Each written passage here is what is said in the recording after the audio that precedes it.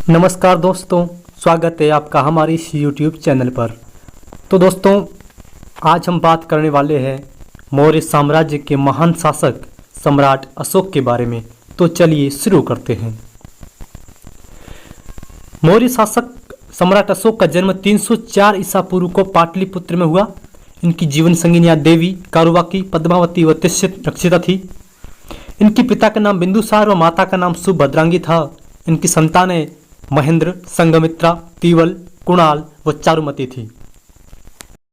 दोस्तों, आगे की बात करें तो चक्रवर्ती सम्राट अशोक विश्व प्रसिद्ध एवं शक्तिशाली भारतीय मौर्य राजवंश के महान सम्राट थे।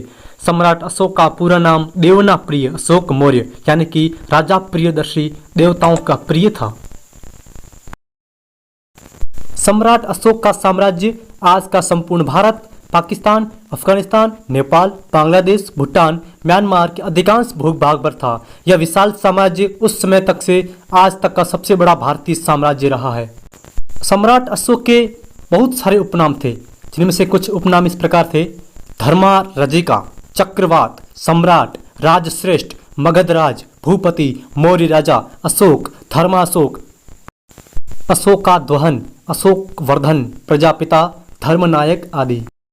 सम्राट अशोक को चक्रवर्ती सम्राट अशोक कहा जाता है, जिनका अर्थ है सम्राटों का सम्राट, और यह स्थान भारत में केवल सम्राट अशोक को ही मिला है।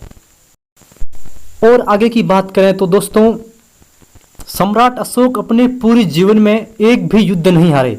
सम्राट अशोक के ही समय में 23 विश्वविद्यालयों की स्थापना की गई, जिसमें तक्षशिला, नालंदा, विक्रमशिला, कंधार आदि विश्वविद्यालय प्रमुख थे। अशोक ने सर्वप्रथम बौद्ध पंथ का सिद्धांत लागू किया, जो आज भी कार्यरत है। अशोक काल में उकेरा गया प्रतीकात्मक चिन्ह, जिसे हम अशोक चिन्ह के नाम से भी जानते हैं, यह भारत का राष्ट्रीय चिन्ह है।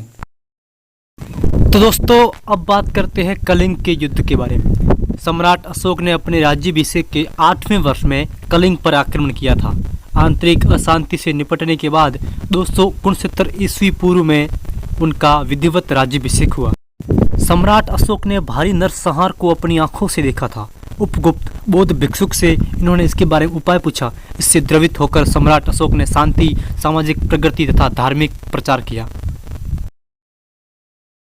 कलिंग युद्ध में हुई क्षति तथा नरसंहार से उसका मन युद्ध से उब गया और वह अपने कृत्य को लेकर व्यथित हो उठा।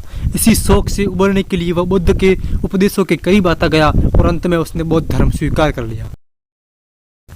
अशोक के शासनकाल में ही पाटलिपुत्र में तृतीय बौद्ध संगीति का आयोजन किया गया, जिसकी अध्यक्षता मोगलीपुत्र तिष्य ने की।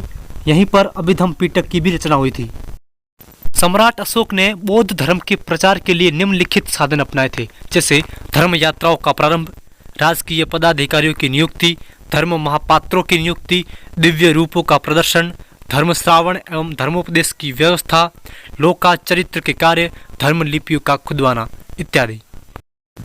सम्राट अशोक द्वारा प्रवर्तित कुल 33 अभिलेख प्राप्त हुए हैं, जिन्हें अशोक ने स्तंभों, चट्टानों और गुफाओं की दीवारों में अपने 269 ईसा पूर्व से 231 ईसा पूर्व चलने वाले शासनकाल में खुदवाए थे। अशोक ने लगभग 36 वर्षों तक शासन किया, जिसके बाद लगभग 232 ईसा पूर्व में अशोक की मृत्यु हो गई।